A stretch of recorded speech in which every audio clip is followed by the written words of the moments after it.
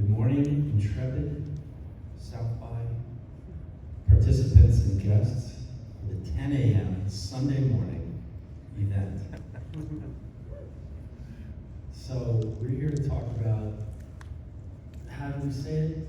Innovating organ transplant supply chain in UAS. But I can tell you it's a lot more personal to this panel. It's also tremendously more emotional to this panel than we think about a normal supply chain. In some ways, it's one of the areas of healthcare that maybe doesn't get enough attention, but could get more attention, because with more participation from the community, from the country, you could actually have more life-saving transplants with less expenditure. One of the only areas of healthcare we could probably imagine that to be. So I have a question I like always to start with, and you don't have to put your driver's license out, but my driver's license is here, and there's a little heart on my driver's license. And that heart says that I'm an organ donor. So how many people today are organ donors, do you know? Is that pretty much everybody? Doc? Looks like Organ donor. Oh, yeah. What, how about you show of hands? This is the transplant surgeon. I was just looking for clients.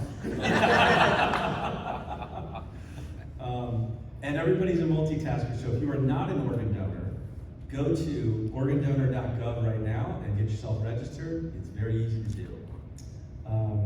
We're going to give you guys a glimpse in today the people and systems which enable, the U.S. transplant system, which is by far in the world the largest in terms of number of organs transplanted, lives saved, lives impacted.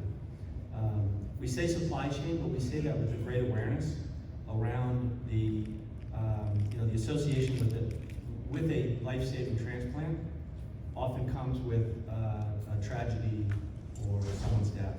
So we think about that and we honor that, and Kevin Meyer is going to talk quite a bit about that, the honor, as well as Joe, how we honor donors.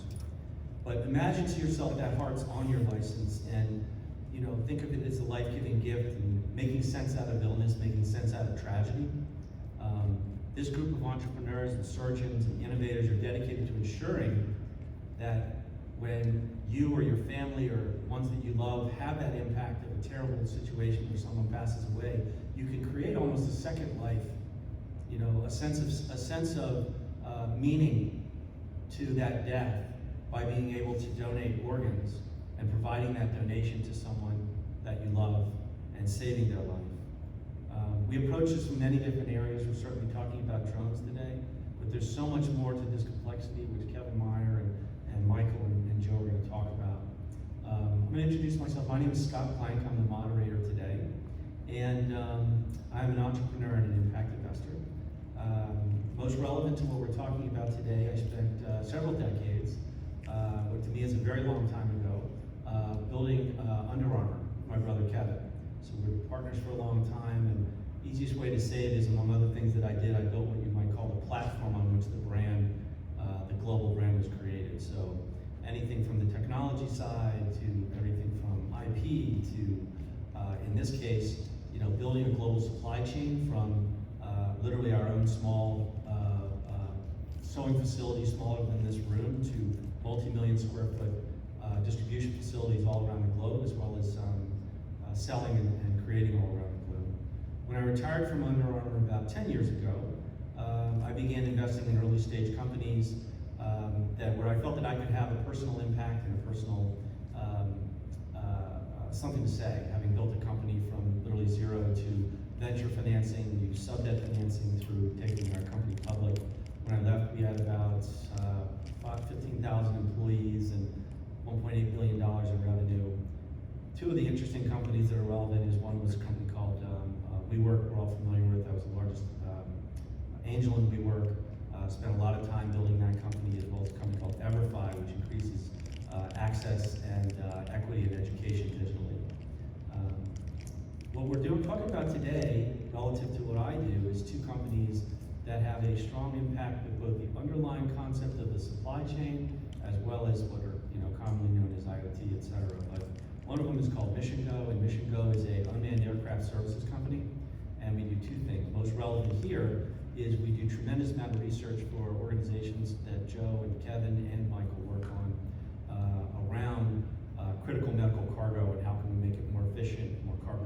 carbon neutral, quieter, faster, cheaper, quicker. And we also, through Mission Go, work on the corollary to that is everything we're talking about at South by is about electrification, but our power grid needs constant upgrade, resilience, and expansion. So Mission Go also does power grid inspections. The biggest contract now is Southern California Edison, where you're literally flying to make sure there are no fires, there are no issues, and that we have resiliency within our power grid. And that other company is called Medigo, and Joe and I have worked together on both of these companies, but Medigo we work tremendously on. And Medigo effectively, if you think of this as a supply chain, you're going to hear about a tremendous number of participants in that supply chain. Medigo creates an underlying technology IoT platform that is also an integrated network amongst hospitals, participants, frankly donors and recipients. And that network enables a number of things. Again, relevant to here is how are we creating an AI decision support tool for recognizing that today, traditional transportation, of course, is a car, a helicopter, an airplane. Well, you're going to hear today on our panel, as well as what you're hearing throughout South by, is every one of those is now going to have another one. So I'm no mathematician, but I can imagine if I had a permutation of choices of mode of transportation that is 4 or 5, and now I have 10, Medigo is setting out to gather data, et cetera, to help people like Joe and Kevin to be able to deliver faster, critical medical, quicker to the right place, cold chain of custody, mode of transportation, et cetera. So that's what I work on every day. I'm going to start with having each of my panelists introduce themselves. And Dr. Scalia, if you don't mind, give a little bit about yourself, and then we'll run on, and then I'm going to have questions for you. Great, thank you. Incredible to be here. My first time in Austin. We are trying our best to keep it weird, as they say. Big thanks to Scott, my now very good friend and business partner of really going on 4 years or more, for the willingness to take a jump into something that is a little bit out there, right? Not a lot of folks who spend time in supply chain say, I'm going to take a stab at organ transplant. So it takes a really special person with a big heart to go after something like this. The impact that we can have if we get this right is really striking. And that's part of the reason that we're up here today. I'm a transplant surgeon. I feel very fortunate to sort of carry that badge. It's certainly challenging, but it's an incredible honor to be able to provide a legacy of life for those patients who are dying of organ failure and the families of those folks who have died. I tell the trainees and the medical students every time we do a transplant, it is cool every single time. I mean, it never gets old. It's so cool. I like the cool stuff. To be able to participate in the generation of decades of life. But it's too hard. It's too hard. In growing the transplant program previously in Baltimore, where I was for 20 years, Scott and I got to know each other really well, having spent time previously training at the University of Wisconsin and MGH in Boston, thinking about the complexity of transplants, we built a clinical program. I just encountered all the situations where we recognized that many times, although I had an organ and I had a recipient, I couldn't do the transplant. And I would say, why can't they do the transplant? And my organ bank colleagues, like Kevin will describe shortly, would say, it's based on the distance and the time, it won't arrive until the organ is effectively biologically expired. And I reject that hypothesis. I think that's wrong. And so, my laboratory began directing its resources towards innovating the movement of organs in a way that would be more efficient, such that we could go directly from the donor to a recipient hospital, in some cases using unmanned aircraft. As a result of that, we needed to build the technologies which connected it in IoT fashion, a term I didn't know at the time, that connected each of those different participants, stakeholders, and technologies in a way that we would be able to not only have the information that we needed, but the transparency around it to better schedule organ transplants. That concept in laboratory form became what we now know as Medigo and Mission Go combined, and I could not be prouder to be a participant in these incredible companies with a good friend of mine, Scott, and all of our other incredible partners in those organizations. So I look forward to more discussion about all this, and thank you for the opportunity here. Thank you, Joe. Kevin Myers. Great, thanks, Scott. My name is Kevin Meyer. I serve as President and Chief Executive Officer for LifeGift, and we are the nonprofit organ and tissue donation agency based in Houston, Texas. We also serve Fort Worth and West Texas. And accomplishing the successful authorization process and the recovery of organs and the transportation of organs to transplant centers where patients are waiting under the care of surgeons like Dr. Scalia is a hugely complex endeavor. So it's one of the most important aspects of what I've been doing since 1990. I started out talking with families in crisis and losing a loved one to talk with them about their opportunities to donate. And the two words that come from that, which we never want to lose in what we do across this coalition of willing people to solve a huge, huge opportunity to help get more patients transplanted, is it's a privilege, it's always an honor, it's always hallowed ground speaking with families who, in the worst time of their lives, make the decision to donate, is in terms of a deceased donor, to other folks or their families, give authorization, and also there's living donation. That's the beginning. And then we have at least 600 critical rate-limiting steps we have to accomplish for us as an organ procurement organization to do the evaluation of the individual who wants to be a donor or can be a donor, and then collect that information, so that's also logistics, it's information logistics, and be able to present a picture of that situation to the transplant surgeon whose patient is identified through what everyone has heard about the match list. The match list is always talked about, in media and so forth. So our work as an organ procurement organization is to connect all those pieces. And so from beginning to end, two major challenges that we have are always about time, longer time, more tissue degradation, organ degradation, and potential impact on the outcome of patients who receive transplant, distance. And so there are 57 organ procurement organizations in the United States. Some are smaller, some are larger. And it's interesting when you start talking about what we do, and this is why it's so grateful to have the support and the initiative of Scott and his team with Mission Go and Medigo and Joe and Michael with the work you're doing. When you fly from Houston to LA, half of our flight time is just getting out of the state of Texas. So I'm not sure how many of you in here are from Texas, but it's a lot of work. Then I'm going to tackle on one other thing. One of the projects that we've been working on called the Matador Project, which is building upon and with leadership from Scott and Joe and the team Michael, is in West Texas, for example. It's extremely rural. The distances are huge. The airport's shut down at 10 o'clock. So when we're working on mission critical cases, trying to find ways to get preciously donated organs back to the transplant centers under a time crunch, it's really a lot of work. But again, it's what we do. And we've done 1 million transplants in the United States now, overall. And just in 22, we worked with, across the country, about 22,000 actual organ donors.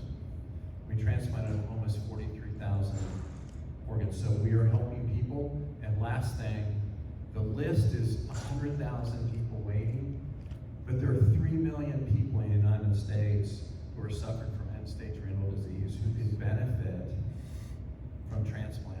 So we are just on the cutting edge. We're dealing with health equity and access, which is so important for all of us and everything we do, especially in medicine. We'll talk more about that. Thank you. I want to thank Kevin also. So I'm the new guy. Used to sell shirts and shoes. Used to shared office space. But Kevin and Joe have been mentors to me. And it is an interesting thing to think about. How do we bring technology and experience from outside? We're in the health tech conference here. So often it can be, you even looking at yourself, what are all the areas that you bring expertise to healthcare that healthcare has that need. So thank you so much for the mentorship, data mapping, introductions, etc. So Michael Helander is CEO and founder of Airspace Link, and he's going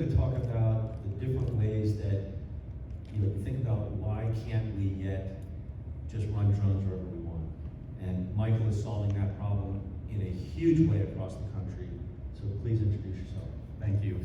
I'm honored to be up here with you folks. It's pretty amazing because when we started Aerospace Link, I didn't expect to be on stage with companies like this. So this is amazing.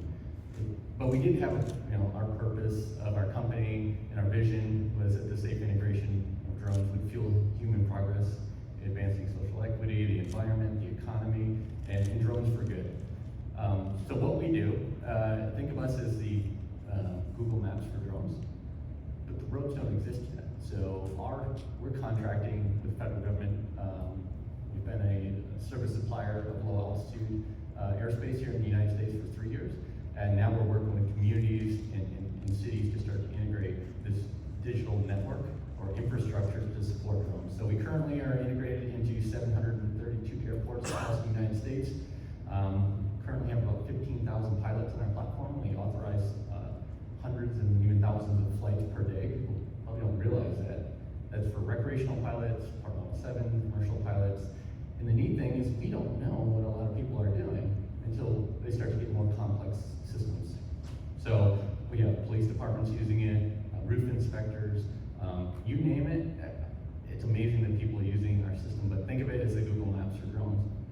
As it gets more complicated, you go from level 1, level 2, level 3, where we start to get to the big barrier, which is called beyond visual line of sight, is how do you support safe integration of drones beyond visual line of sight, and we'll talk a little bit about that later.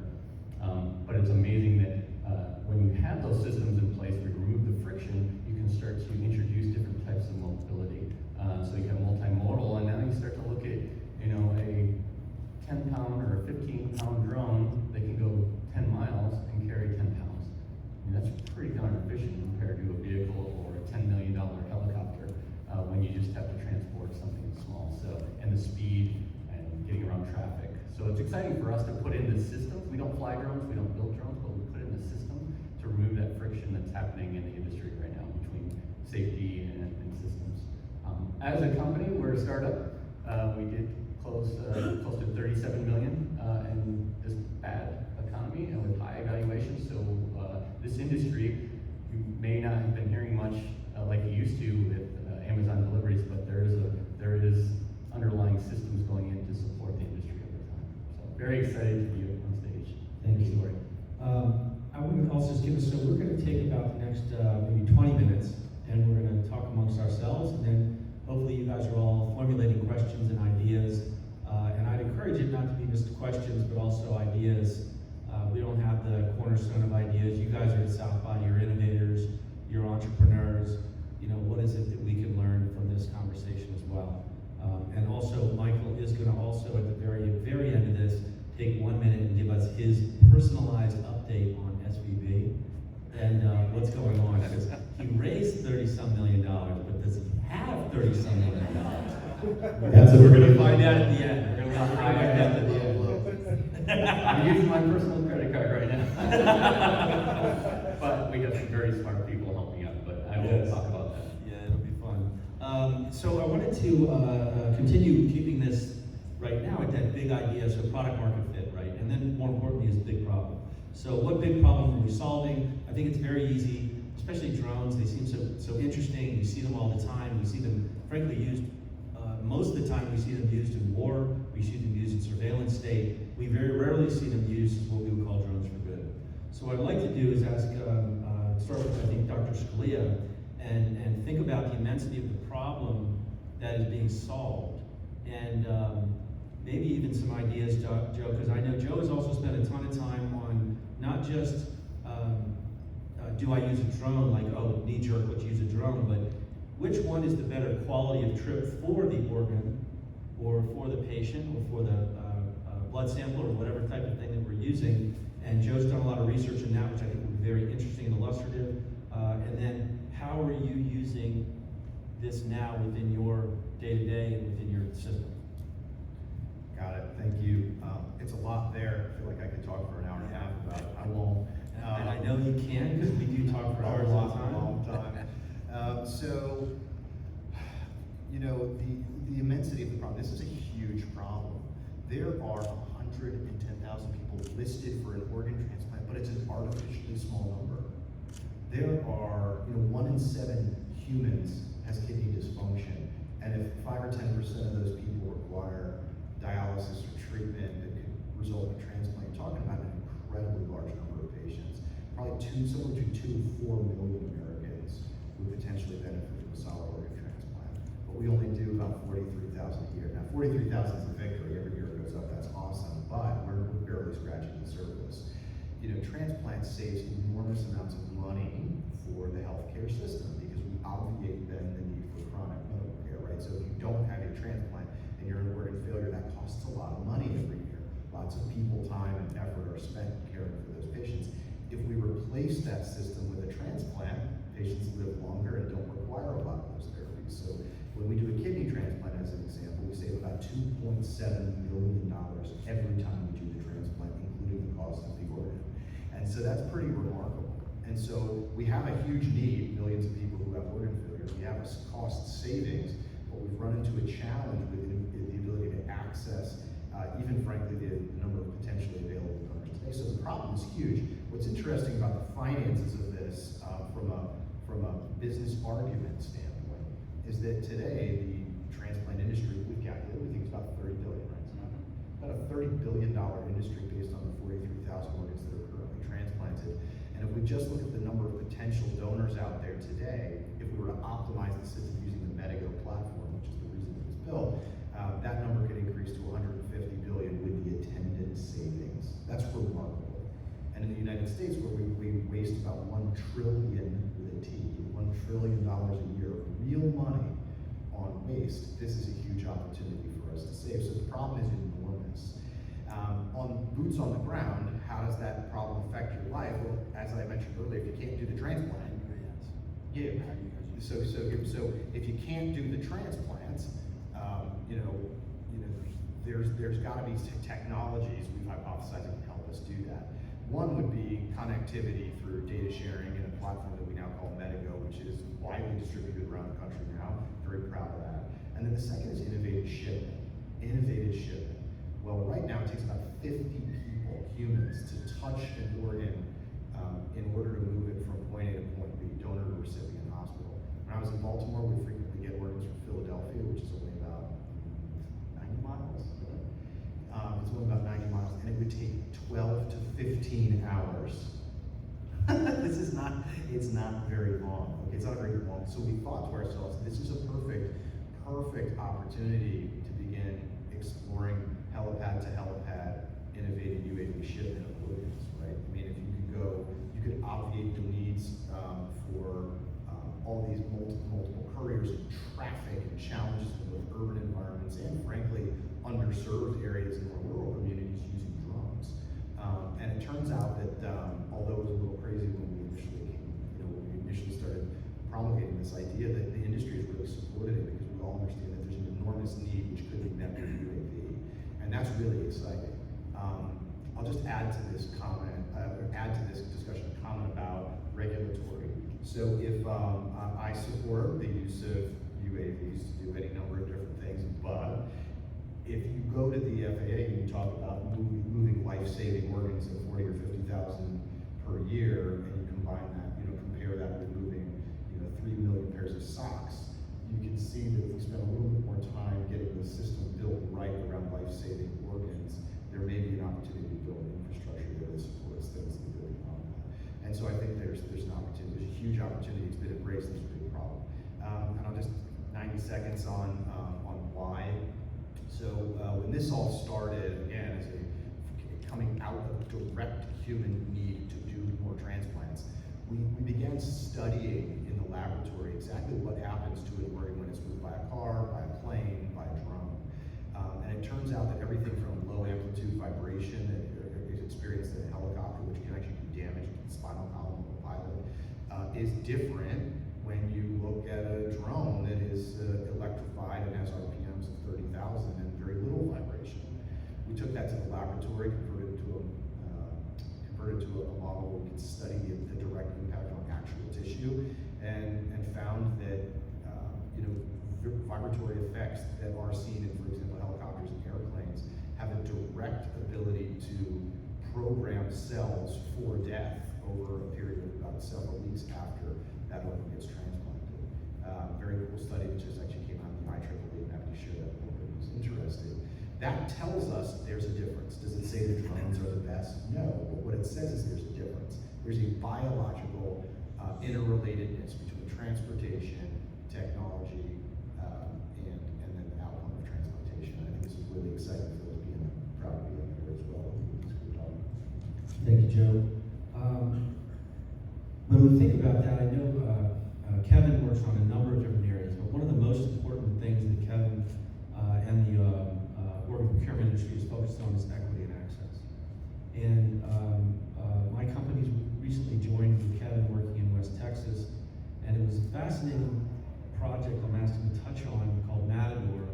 And one of the most interesting things about it was not about what we all think of as sexy, let's fly a drone, but it was about there are real world equity and access challenges that can be addressed by using machine learning and drones and clearing the way for that. So Kevin, I wonder if you wouldn't mind maybe talking about just the problem of equity and access in transplant, and then how this is one of the ways of addressing it. Sure, absolutely. So talking about West Texas, I'm not sure if anybody here is from West Texas, but the distances and the landscape, they're vast. And then you bring in eastern New Mexico, you bring in aspects of Oklahoma and so forth. One of the biggest problems we have around health equity and access is around physical distance, as well as the problems we have with our healthcare system. So there is an epidemic of kidney disease, kidney failure in those particular areas, and unfortunately, a significant number of patients in that particular area who are on dialysis choose not to or are not offered the option of kidney transplantation. And so every year you're on dialysis, you increase your risk of death by 30%. So over 5 years on dialysis, and Dr. Scalia can clarify this, it's a slow dwindle away. So what we did in West Texas with Texas Tech University Health Sciences Center, this is an ongoing project, To the Edge, it's an innovation group. We are finding ways to not only deal with moving blood samples and tissue samples for infectious disease testing from, let's say, from Lubbock, much more rapidly to the labs we work with in Fort Worth. So before you can proceed with an organ donor, you have to have infectious disease testing results, and you have to have tissue typing for matching. Right now, those samples, or before this, were just being driven, and that's a long drive. Or we would be able to try to put those samples on a commercial flight, even that airport, but that airport closes at 10. So it gets driven, and so it adds time. So getting back to the health equity and access thing, if we can increase donation, we can actually combine up other projects. For example, using the UAS technology, deliver medications, pick up blood samples for those patients who are 4 hours away by car, who are being evaluated for kidney transplant. So many of those individuals don't want to drive 6 hours, for these appointments. So there are a lot of other opportunities, and we also layered on other projects like in veterinary medicine, herd health, food, deserts, vaccine delivery, vaccination clinics, and so forth.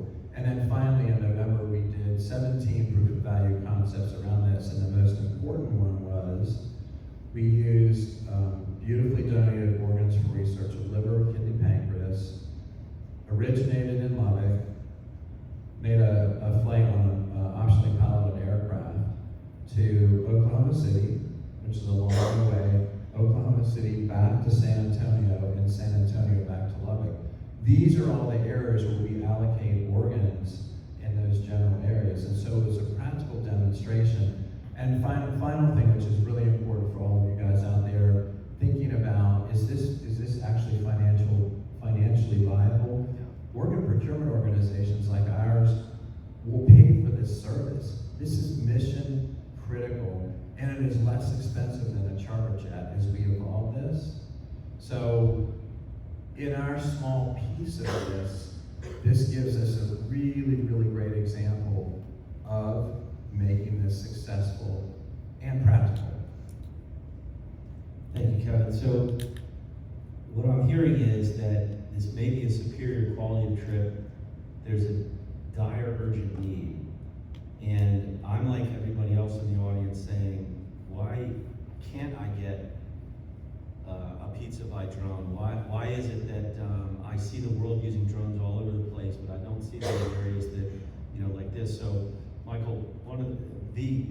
biggest problem around this, which Michael is solving, is reliability, safety, and then equally important, how do we get the general public, as in all of us, to be comfortable that a drone's not going to fall on our head, that when we see the drone flying over our head, we say, we hopefully we actually don't even see it or don't hear it or anything. It's quieter than anything else you'll see.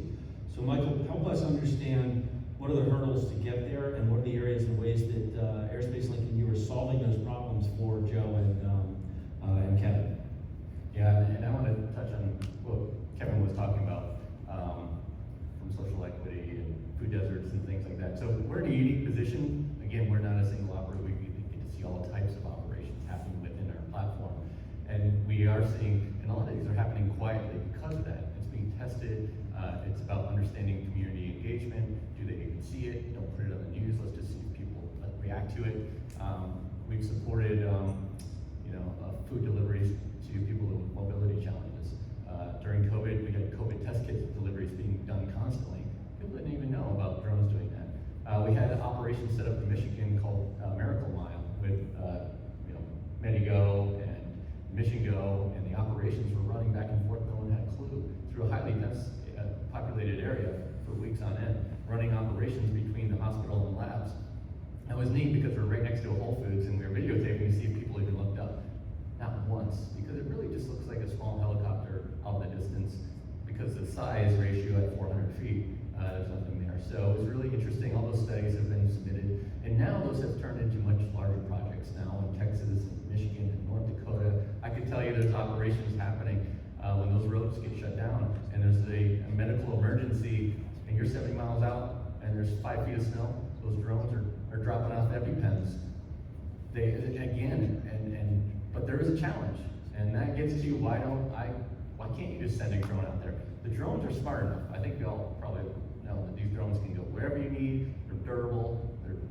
Have amazing precision. But at Airspace Link, we have to deal with safety. That is our #1 system. Is once that drone goes beyond your visual line of sight, how do you know there's not a crowd duster coming through? How do you know that there's not a helicopter? How do you know that FBI is not coming through there and they don't want to be seen? That is what we have to deal with as a company, is that we have to be that bridge between government and the public as to what is happening. Is there a temporary flight restriction, and how do we communicate? And then, so there's certain rules and regulations today, but now you can start to get a waiver as long as you can prove to the FAA that you have amazing reliability, which you can talk about from a drone perspective, but then you need to take that reliability and how often it crashes and impacted a person on the ground, and then we have to put that into our model, and then we have to put that model against the number of people you're going to fly over per hour, the number of roads you're going to cross over, and then you need to keep track of how do you know there's not a helicopter coming through. So this gets into expensive process, and what we've been able to do is start to tie into infrastructure, that putting in a radar system that the FAA is comfortable at low altitude starts to allow us to show that, hey, this is a digital visual observer that you can connect in, and take the burden off of the operators to prove it to the FAA. And then once the operator gets that system approved, well, what if the public safety wants to use it? What if Amazon wants to use it? What if Walmart wants to use it? Well, all of a sudden you have a conflict. So what we're doing is creating a neutral platform to support beyond visual line of sight, and then trying to keep to the FAA standards, which is a 7 to the -10 probability of an impact of any sort. And then we have to prove that those radars are up and running, they have backup systems and fiber optics and all of this stuff that blows your mind. That's why we don't have drones dropping off pizzas, because we don't have the system yet that can prove that they're not going to run into something in the air or in the ground. But we do have a formula. It's just expensive. It requires infrastructure, just like electric cars require charging stations and things like that. There are tools and systems that can help do that. And that's what I'm excited is we do have a barrier, but we do have a path to help that. It just requires government systems. It's a pretty incredible vision.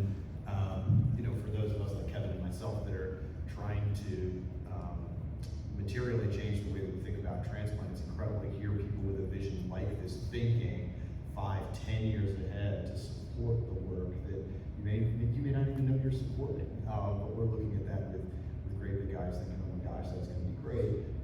We've been able to think about with our team at Medigo how players in the transplant space, and I was hoping, Scott, you could talk a little bit about the vision there, right? So we've got some really some killer opportunities and ideas, and I think maybe for the audience, we can talk a little bit about the vision of these companies and how UAS comes together with Life Critical, and what that might look like in the future.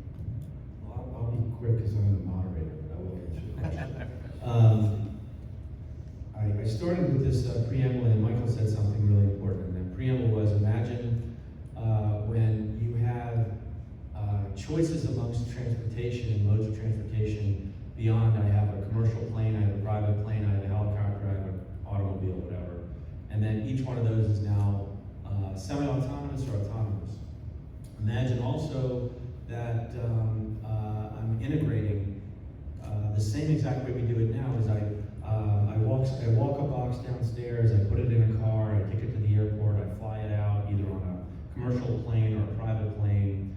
But imagine all those things are now triples and doubles. You know, the complexity of what is the machine learning to understand. And again, imagine that in what we would call two things in this industry are quite unique. One, everything is just in time.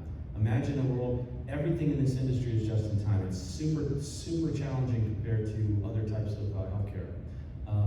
And then the other thing is, everything is what we would call sandlot baseball, which means that every single day, every morning, there is a new group of surgeons and couriers and airplanes and patients and donors and families. All of these things change constantly throughout the country all the time.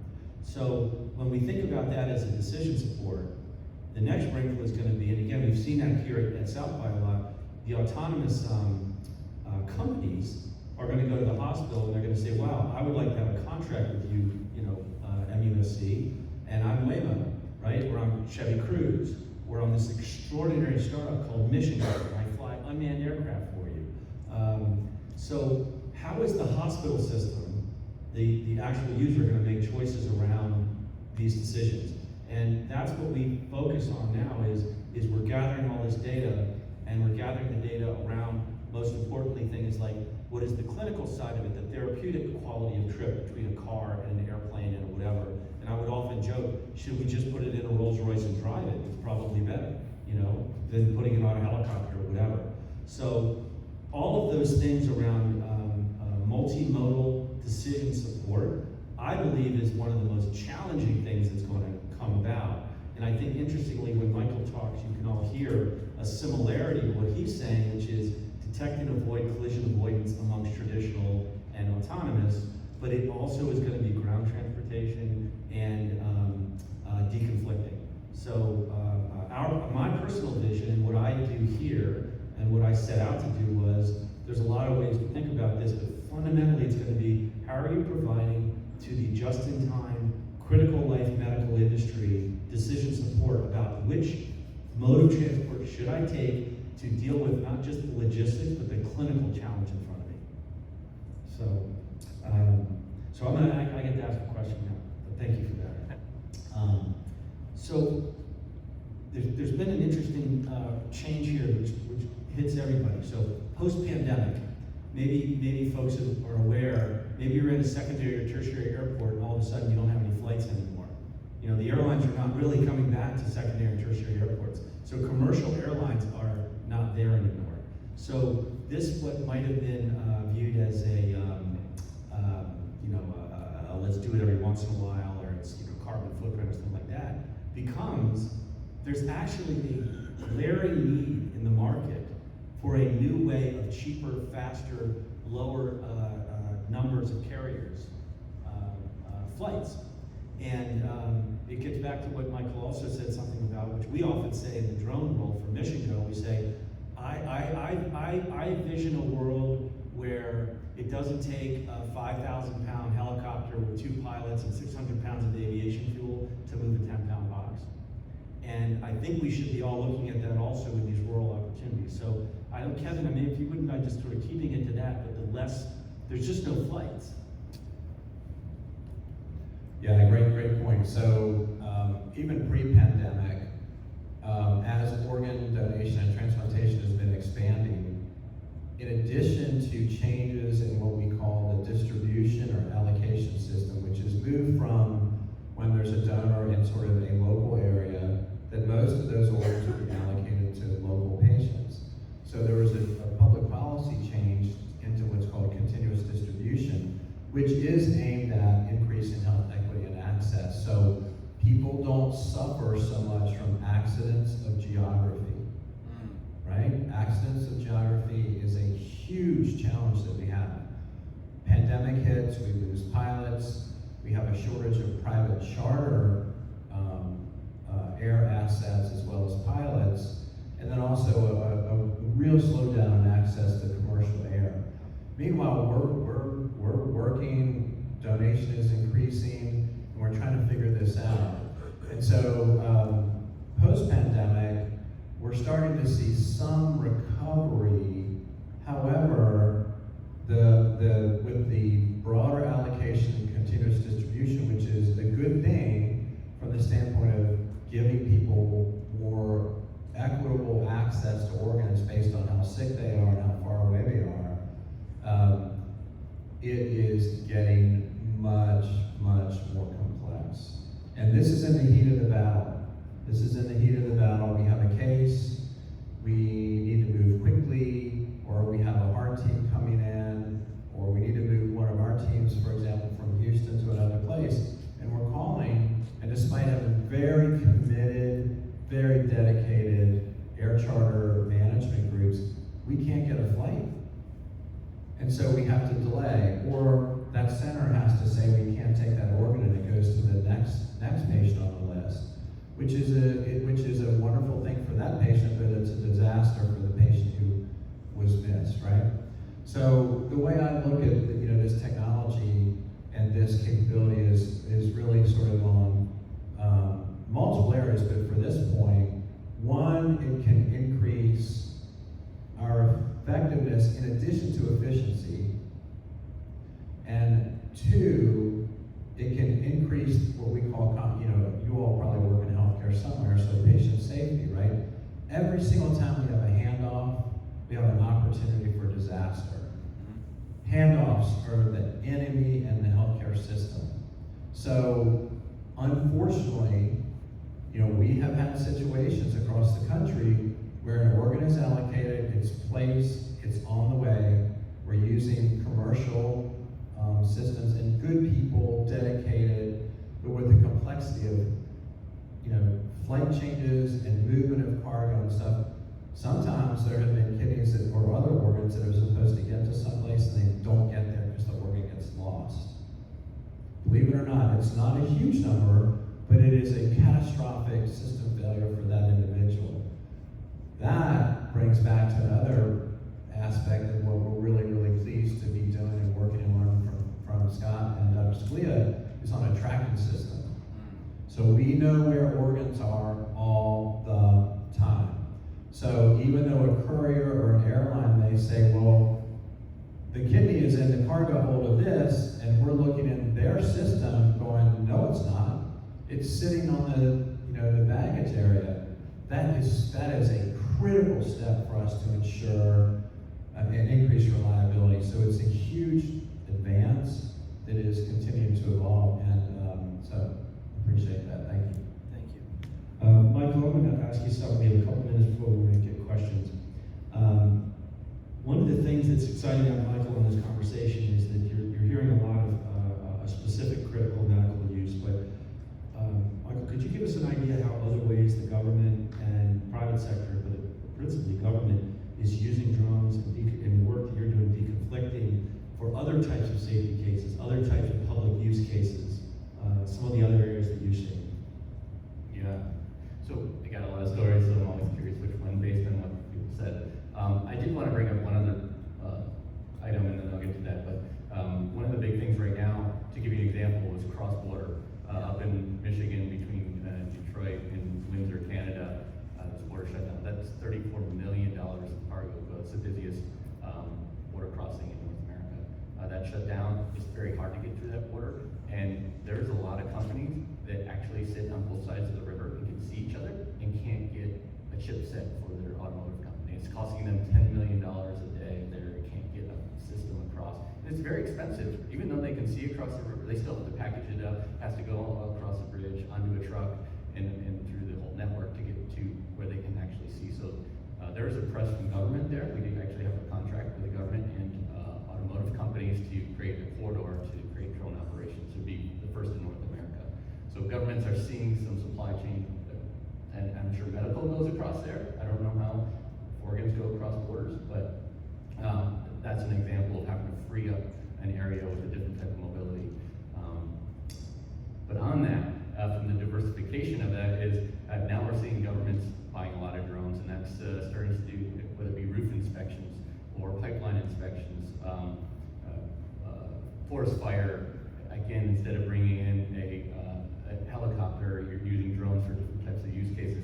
Dangerous jobs, there's a lot of bridge inspections that require someone to go out there and climb around, where a drone can run a scan of that system. So there's a lot of use cases that we hear. We had a city come up to us recently and said, "Oh yeah, we use drones for counting deer." So they run a drone, and here's the interesting, again, they have to be line of sight and go, and it does the thermal camera, and they count the number of deer every quarter, because it's a big deal to either increase the population or reduce the population. Cattle herders, precision agriculture, checking the fields and getting information back if they need to add more water or change the chemicals and increase the yield.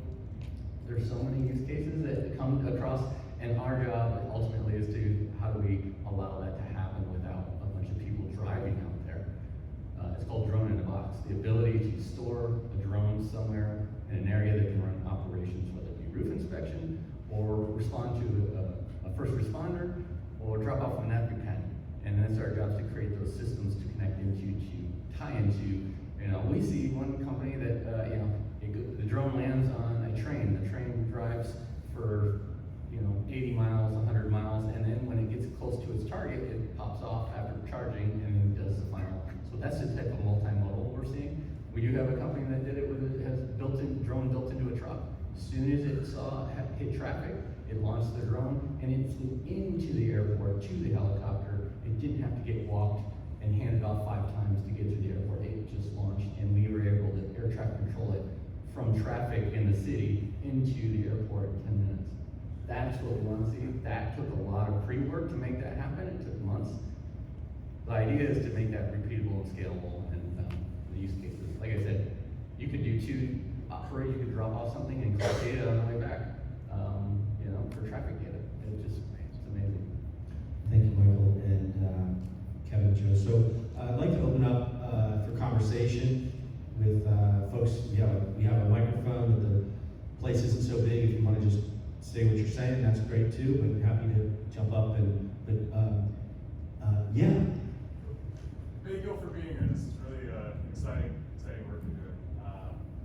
So I'm a private pilot, and I'm curious if you've explored other last and middle mile options in the private sector, such as private contractor and private pilots, to fill gaps where these technologies can.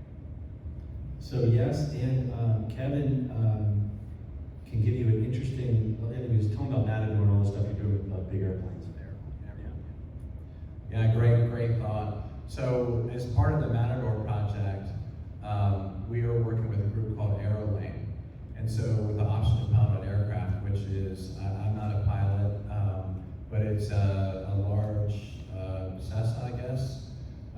And so we have now, we just started this on February 28th, which was kind of not a financial spin-off, but an operational spin-off of the Matador project. So we have a fixed-wing, optionally piloted aircraft stationed at the old Air Force Base in Lubbock, at Reese Air Force Base now, Reese Technology Center. And so we've done, I think, around 28 missions already to move, again, blood samples, tissue samples from Lubbock into Fort Worth with an optionally piloted aircraft, so pilots and so forth. There's a second one that's being stationed in Dallas. It's difficult to access. We don't know how to do it, and maybe this is something you guys are working on, which I think you are, is, again, this idea of the coalition of the willing. So private pilots with their air assets being willing to sign up to move things at various times. Not people, but samples and so forth, because we have very stringent, of course, passenger and recovery team requirements and so forth for their safety. So I hope that helps, and thanks for your interest, because you know what, we'll take all helpers, right? It's a community mission. Great points. So Medigo, which we've referenced a number of times, I want to be clear about. Medigo is seeking to end the organ shortage by building a data bridge that exists between all the different stakeholders. And part of what it does is not only track people and field resources like those family liaisons that go out and have those difficult conversations with the organ banks, but it also connects people like myself at transplant hospitals to say when will the organ arrive specifically. Now, what's beautiful about that, if you think about it, is and what gives me the goosebumps because I'm a big nerd, is all the data that gets generated. So we don't know where all those pilots that could be used ought to be, when, why, and how. But now that we have all the data collected through Medigo's seamless supply chain connectivity, we can say, right, as we gather that data, we ought to have more pilots here, and here, and augment that with these much more substantial UAVs that can then pull last mile, first mile, or such and so forth, or even go helipad to helipad in New York City, Chicago, DC, or whatever. And so, Medigo, as it builds out this platform, should bring to the table the data to synergize with the work at Airspace Link to build that map, a heat map of what it really looks like to move organs around the United States and save more lives. Yeah, you made another great point I meant to start with is that autonomous is, we have a picture up here of a machine we use. It's about as big as a conference table, very effective, 50-mile radius, can carry 15, 20 pounds. But autonomous aircraft and cars can be anything, right? So we certainly look at the military where an entire airplane, the 747 effectively, is already semi-autonomous. So it's something for us all to think about. Autonomous aircraft, autonomous cars are going to get really, really big also. So, other ideas and questions? Please. I'm a former naval aviator, so I appreciate the complexity of the airspace, and I guess the increasing complexity of it. The first question, I have a lot of questions, great panel. The first question is sort of the vision in terms of distance you hope to achieve through your drone network, maybe like, within the next few years, and then maybe the long-term vision. And then my second question I'm gonna put on my kind of investor entrepreneurial hat. We accept. There are other technologies out there that are sort of extending the life of these organs once they're out of the body. Yes. Transmedics being one of them. You talked about drone in the box. This is like organ in the box. And so I'm just kind of wondering how that kind of fits into your business model and whether or not your drones might be able to carry, a device that is sort of that large, So I'm going to answer the first one because we probably won't have time for an inside baseball on transmedics. But transmedics is there are a number of different devices that do that and extend the life. Frankly, what we say is they're all going to be dislocated and non-use. You don't need any of that stuff because the fundamental problem is logistics and supply chain efficiency, using drones and stuff like that, which Medigo does. So you don't need those anymore. But we're happy to talk about that. Distance, I think if we look at it now, Michael could weigh in, but the concept for us around distance right now is it's multimodal. And we don't need an aircraft displacing a commercial jet going, across country. What we need is problems with what Kevin said around equity and access is two things. It's around rural distance, but it's also around highly urban. Right, so super highly urban also has the same problem. There are certain neighborhoods in America that don't get as many Ubers, they don't have taxis. Maybe they don't have credit cards, they can't get an Uber or a taxi. So how are we accessing those kinds of urban neighborhoods very equitably, inexpensively?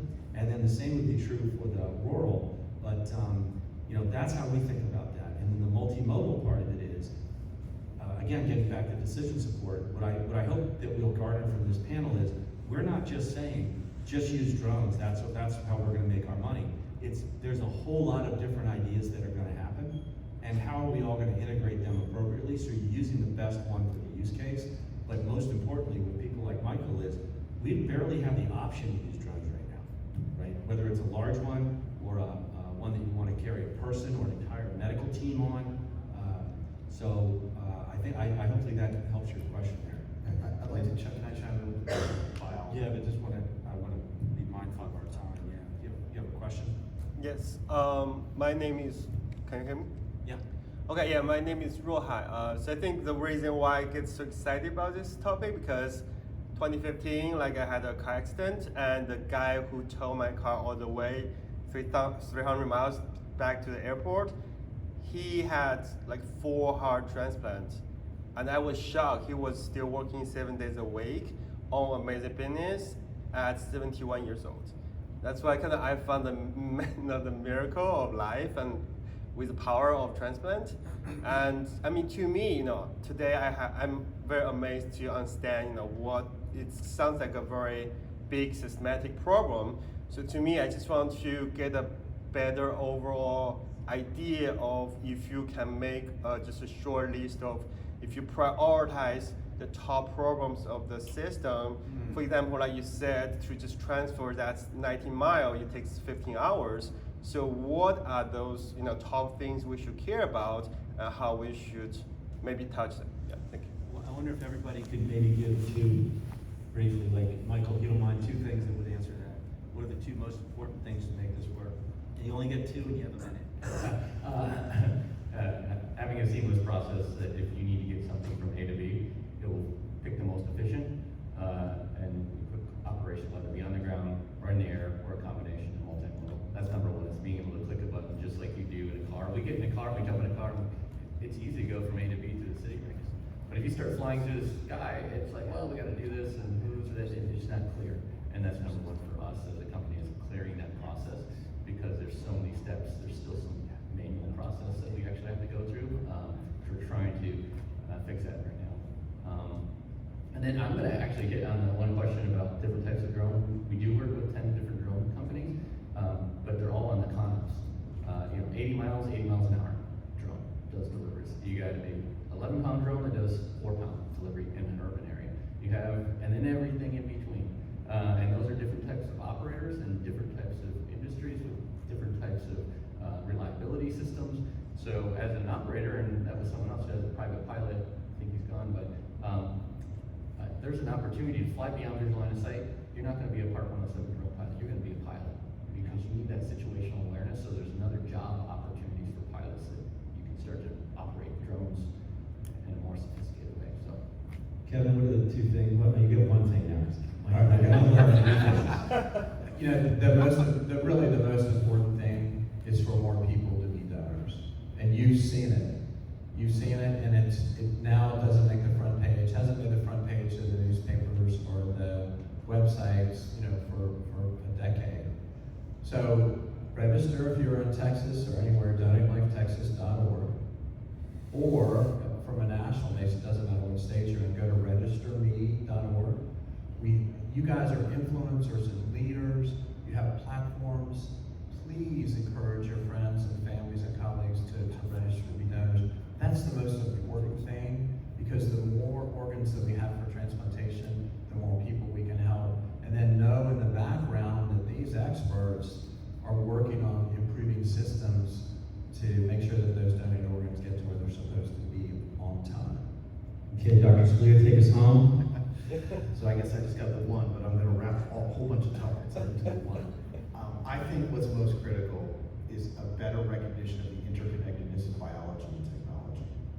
So by understanding where things are, when they will arrive, and the decrement in the tissue quality that occurs during that event, in order to understand the outcome of the recipient, changes this from a logistics problem to a digital therapeutic problem, and a recognition that technology can actually save a life. If you can move an organ more seamlessly, faster, and safer, that 71-year-old is around to tow your car and then have coffee afterwards. If we don't, that person's 68, not 71. They don't go to the weddings, they don't get to go to the exciting events in their life and enjoy that time. That's, I think, the most critical part. And one of the things that I couldn't be prouder about sitting up here on this panel, which we talked about a lot about last night, was at Medigo, where we seek to end this organ shortage. We are combining, real-time communication with geospatial awareness and biology to improve and save lives. And that kind of data is powerful. It's very exciting, and couldn't be prouder to share this moment with all you guys over here. I get 11, even with daylight savings or leap forward, wherever we got. So thanks everybody for coming to listen to our panel. Certainly,